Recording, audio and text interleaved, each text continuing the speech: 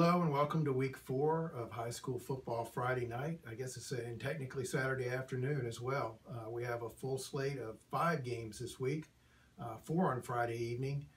Those games are Loudoun Valley at Sharando. Clark County hosts Waynesboro.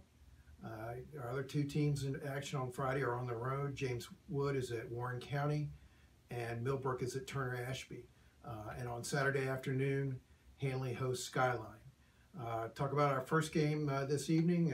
Rob Niedzwiecki will talk a little bit about Loudoun Valley at Sharando. And Sharando's coming off a school record point performance. They had 77 points and a 77 win against Broadway last week. T.J. Washington, 339 all-purpose yards and 3 more touchdowns. So Sharando's going to look to keep that going against Loudoun Valley, which is 0-2, but they lost to 2 powerful teams, Martinsburg, defending state champion, West Virginia, and Stonebridge, which is always a powerful team. So, big key for Sharando this week is going to be defending the single wing of Loudoun Valley.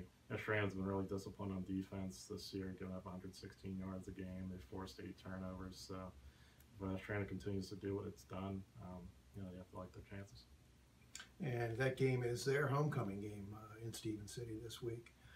Game 2 we'll talk about is Waynesboro at Clark County, and Robert Stocks will talk about that one. Clark County is going to be seeing a Waynesboro team they've never faced before, and Waynesboro is coming off of a pretty tough loss against Brookville. Brookville had almost 800 yards of offense against them, and it looks like it's going to probably be a bit of a tough matchup based on Clark County's performance last week with a big win over Hanley. Peyton Rutherford had 224 yards and 3 touchdowns. He carried the ball 40 times, and Clark County coach Chris Parker was really pleased with how physical the team played. And they're going to be seeing a Waynesboro team that runs a veer option. It's he said a similar look to what Navy does with the option, and so they have a big backfield that they'll have to kind of contain. And Coach Parker said they really need to kind of just make sure they don't get the ball in space, because with that option attack, they really try to want to get the ball where you're not. And he said so the defense will just have to kind of guard against that and really just be disciplined. So, but he feels like they're playing well, and was really pleased with the physicality they showed in the win over Hanley.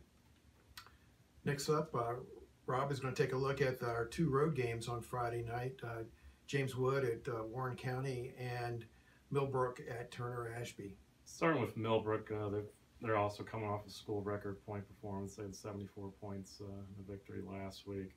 And Turner Ashby, they're 0-3. They've got a first-year coach, and they've given up at least 50 points in each of their first 3 games, and Millbrook scored at least 47 in each of its first 3 games. So Turner Ashby's definitely going to have its hands full. James Wood takes on Warren County. It's rivalry game, goes back a long time. Last year was 16-7, and James Wood's coming off victory against the other Warren County team, Skyline, 28-22 in overtime. So just looking to continue to keep that going.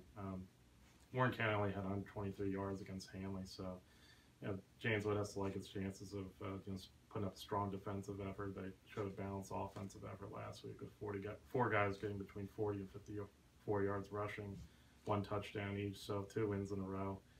Going up against the Warren County teams 0-2, and James Wood, they have a lot of confidence right now, and they hope they could keep it going.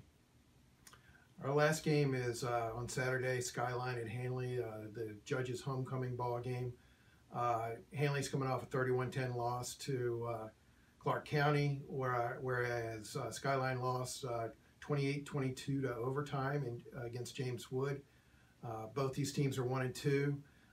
When it comes to Skyline, it's all about their quarterback, Ryan Scott.